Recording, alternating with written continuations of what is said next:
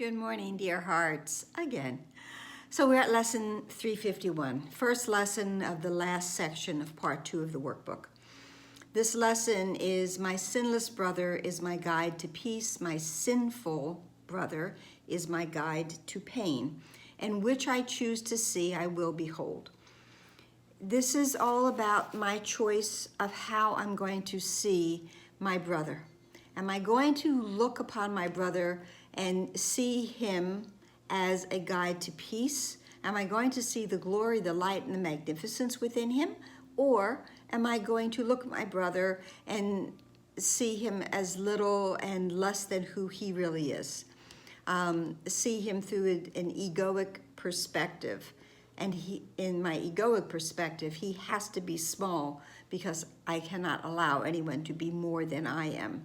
And if I'm not seeing myself, if I'm seeing myself through an ego perspective, then I must see my brothers that way as well. And that will be my guide to pain. I will follow that down the path of pain.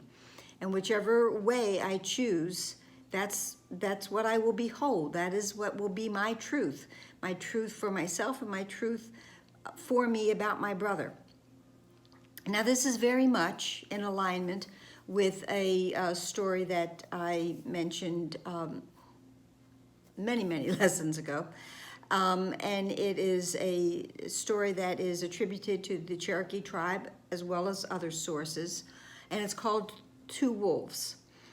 And this is that's the story of the two wolves is very much what this is about as well, because everything is going to, how I see my brother is going to be dependent upon which wolf I choose, which viewpoint I choose.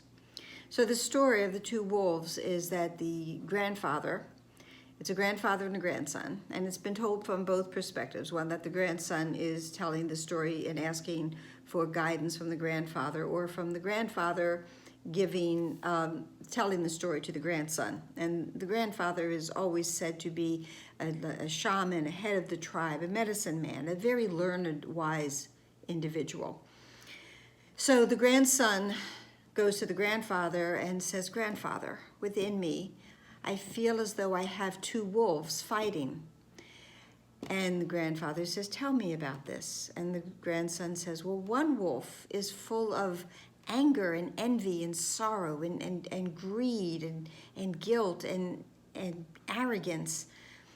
And the other wolf is filled with peace and love and joy and kindness and hope and truth and faith and compassion.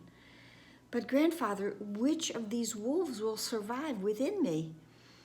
And of course the grandfather says, "The one that you feed."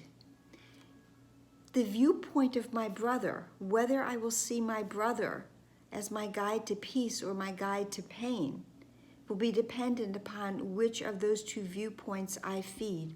Which of them do I sign on allegiance to and then support it with perceptions and perceptions and perceptions, either perceptions filled with guilt and envy and sorrow and shame, or with a true perception of love and light and joy and peace.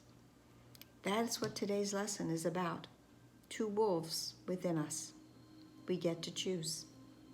As always, I hope this helped. If so, please like, please share, please subscribe, please comment. All of these lessons now, they're much shorter, and if you have a book, you'll notice they're in italics. They are all prayer, and prayer is the medium of miracles. So, namaste.